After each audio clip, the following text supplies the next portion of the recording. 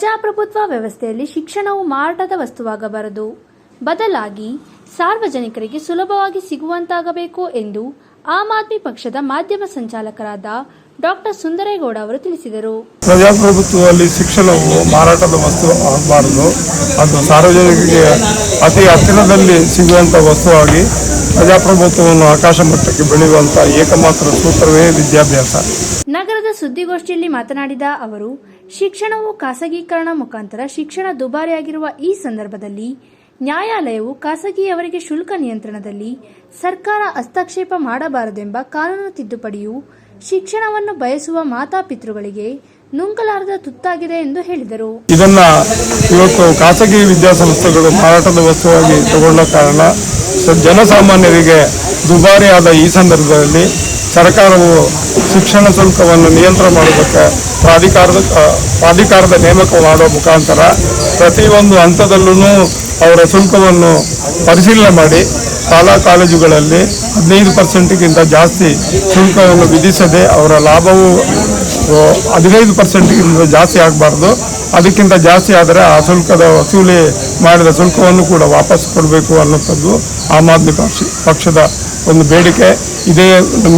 ಇದೇ ಮಟ್ಟದಲ್ಲಿ ನಾವು ಡೆಲ್ಲಿಯಲ್ಲಿ ಇಡೀ ವಿದ್ಯಾಸಂಸ್ಥೆಯನ್ನು ಬೆಳೆಸುವ ಮುಖಾಂತರ ಇವತ್ತು ಪ್ರಪಂಚಕ್ಕೆ ಮಾದರಿಯಾದ ಶಿಕ್ಷಣವನ್ನು ನೀಡಲಿಕ್ಕೆ ಸಾಧ್ಯ ಆಗುತ್ತೆ ಅನ್ನೋಂಥದ್ದನ್ನು ಡೆಲ್ಲಿಯಲ್ಲಿ ನಾವು ತೋರಿಸಿದ್ದೀವಿ.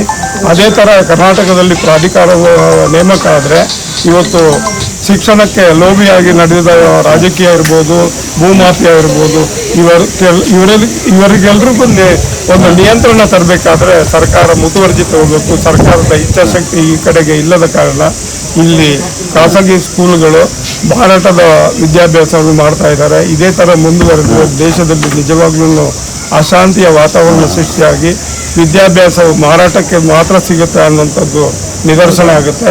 ಇದನ್ನು ತಡಿಬೇಕಾದ ಆಮ್ ಆದ್ಮಿ ಪಕ್ಷದ ನಮ್ಮ ಎಲ್ಲ ಬೇಡಿಕೆ ಜೊತೆಗೆ ಡೆಲ್ಲಿಯಲ್ಲಿ ಯಾವ ರೀತಿಯ ಉನ್ನತ ಮಟ್ಟದ ಶಿಕ್ಷಣವನ್ನು ನಾವು ಕೊಡಲಿಕ್ಕೆ ಸಾಧ್ಯ ಆಗಿದೆಯೋ ಅದೇ ಥರ ಕರ್ನಾಟಕದಲ್ಲಿ ಮುಂದಿನ ದಿನಗಳಲ್ಲಿ ನಮ್ಮ ಪಕ್ಷ ಖಂಡಿತವಾಗಿಯೂ ನಾವು ಗ್ರಾಮ ಮಟ್ಟದಲ್ಲಿ ಈ ಉನ್ನತ ಮಟ್ಟದ ಶಿಕ್ಷಣವನ್ನು ನೀಡುವ ಮುಖಾಂತರ ದೇಶದಲ್ಲಿ ಉನ್ನತವಾದ ಪ್ರಜೆಗಳನ್ನು ಸೃಷ್ಟಿ ಮಾಡಿ ಪ್ರಜಾಪ್ರಭುತ್ವವನ್ನು ಮತ್ತೆ ಮರುಹುಟ್ಟು ಹಾಕಲಿಕ್ಕೆ ನಾವು ಸಹಕರಿಸ್ತೀವಿ ಅನ್ನುವಂಥದ್ದು ಒತ್ತಿ ಹೇಳಿ ಆಮ್ ಆದ್ಮಿಯು ಒತ್ತಿ ಹೇಳುತ್ತೆ.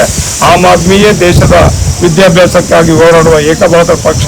ಇದನ್ನು ಪ್ರತಿಯೊಬ್ಬರು ಅರ್ಥ ಮಾಡಿಕೊಂಡು ನಾವು ವಿದ್ಯಾಭ್ಯಾಸವನ್ನು ಶಿಕ್ಷಣವನ್ನು ಒಂದು ರಾಷ್ಟ್ರೀಕರಣ ಮಾಡಬೇಕು ಅಂತ ಒತ್ತಾಯವನ್ನು ಮಾಡ್ತಾ ಇದ್ದೀವಿ.